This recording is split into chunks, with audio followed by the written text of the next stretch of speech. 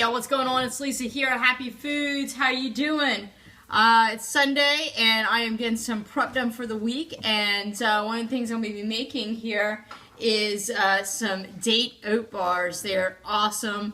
I make them all the time. I've never actually used a recipe because I usually just kind of throw stuff in, but I am going to try to make a recipe for you guys so you can see how I make it. All you're going to need is some dates, some pitted dates. Any kind of dates will do, doesn't really matter. Some oats, just some rolled oats. And I like to put in a little salt and a little vanilla and some cinnamon if I have it. I'm actually out of cinnamon, a pumpkin pie spice blend, but I don't think I want that in there. But basically, I put a little water in here. I put a half a cup of water in this blender just to help get things moving. And then I'm going to put in 2 cups of dates. And these are basically just going to be like, this one, little, kind of like granola bars, energy bars. I make them and then I put them in my freezer. And they don't actually freeze because all the sugar from the dates, they're just cold. They're really cold, so you can totally eat them out of the freezer, and it keeps really nicely. And yeah, I love them. Very easy, healthy snacks. I got 2 cups of dates in there, and then I usually use about equal parts. So I'm gonna put 2 cups of oats in there, and I don't cook the oats or anything like that. Just basically the oats will kind of soak up the moisture from the dates and a little bit of that water. Might have to add a little more water. I'm going to put a splash of vanilla because vanilla is awesome. And anything kind of sweet baked goods, that type of stuff. I put vanilla when I make my smoothies.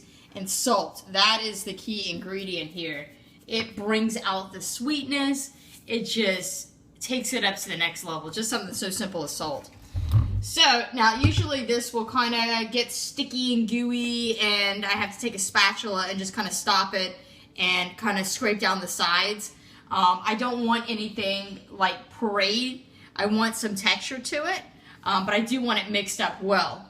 So, where is my top? Washed it. I got 2 videos going on at once. I just made some soup. So I'm going to start this on kind of low and let it kind of chop up everything. So I'm going kind of low. Bring it up a tad. Now I'm going to stop it, and I'm going to kind of pull up some of that stuff from the bottom. That's kind of chopping up. Like that. And now I'm going to put it back on low. Let some of that bottom stuff chop up. Got it like on 3 on the Vitamix. Now I'm going to stop it again. If you had a food processor, it would probably do better in a food processor, but I don't have a food processor anymore. I found I didn't really use it that often. Well, it kind of broke on me a little bit, but I never really used it. I love my Vitamix, so I just take the extra minute or 2 it takes to do it right in here. I can kind of turn up a touch. Probably can get the tamper too, but just keep on working, and it's chopping it up. Just takes a little time. So I'm gonna just keep at this. It's not gonna take too much longer, but maybe like 2 or 3 more times of just kind of letting the bottom get chopped up, mixing it up, letting the bottom get chopped up, and I'll show you once it's mixed up what it looks like and the next step. So hang tight. Okay, guys, so I basically just finished mixing this up in the Vitamix. You can use your food processor. I kind of took the tamper on like the lowest setting and kind of pressed it down a little bit. And what you're left with is something that kind of looks like a cookie dough, kind of. And you might have a few little pieces of dates that don't break up. No big deal. I just take my hands and kind of tear them, or you can take a knife and break them up. And this is basically just a basic kind of Date-Oat bar, which tastes so good. I can't stop eating it. It tastes like candy. But you could put some, I think last time I made it, I put a little shredded coconut in there. Jen just came over and said, ooh, can you put some chocolate chips in mine? So you can kind of make your own little granola bar and do whatever you want. So all you want to do is take a sheet tray, line it with some parchment paper, and then I take a 1/4 cup measuring cup, because I find that's a good size. And I just have a little bit of spray here. You just want to spray it. And then all I do is take some of my date oat mixture. Alright, these are gluten-free, vegan, paleo friendly, they're just healthy. And I just pack it in there, and then I just pop it out. And then I put them on the sheet tray here first.